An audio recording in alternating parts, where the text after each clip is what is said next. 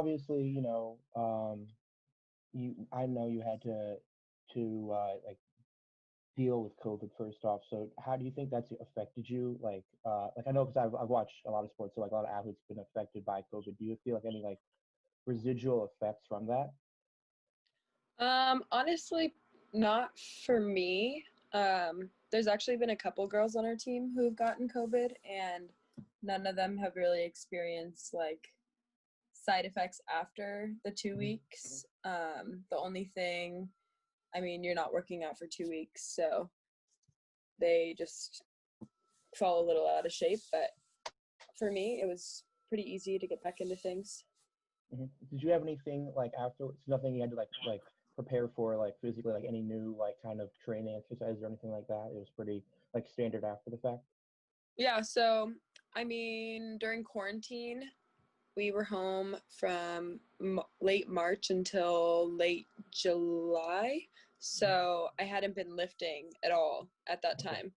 And so my muscle had really gone down a little bit. So when I got back, I started lifting like I was when I left. And that was right after I got COVID too. Well, not right after, about a month after. And so my muscles definitely had to get back into lifting because I'd been doing a lot of cardio and stuff to try to stay in shape. But I didn't have like big weights that we have back at Oregon with the facilities. Okay. Um. Sorry. This is so. What are like the protocols for you, like when you're playing and getting set up? So how do you like? What's your daily routine doing with COVID? And how is that different from obviously beforehand? So we actually just made an adjustment um, to our daily routine on Friday, but I'll tell you both. So before that, we had a weekly test. All of us would get tested on Monday, and it was a rapid test, so our results would get back within that week.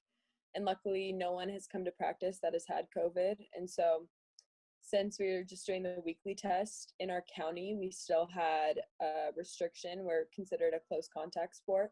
So we had a lot of restrictions during practice. For example, like on our net, we had to put up a clear, transparent net over the regular one in order to like not let things spread through to the other side. And we also couldn't block each other. Like we couldn't compete. We couldn't play 6-on-6. We could just do basically drills and working on skills. We had to stay 6 feet apart all the time. So not until Friday were we allowed to actually play 6-on-6. And considering we're supposed to play in January, we're going to have to catch up a little bit to all the teams that have been competing. But starting Friday, we are now having to do a test every single morning. So we go into the arena probably 40 minutes before practice, and we got to stick a little swab up our nose. And then that'll get in for testing every single day. And then we'll practice from 9 to 11.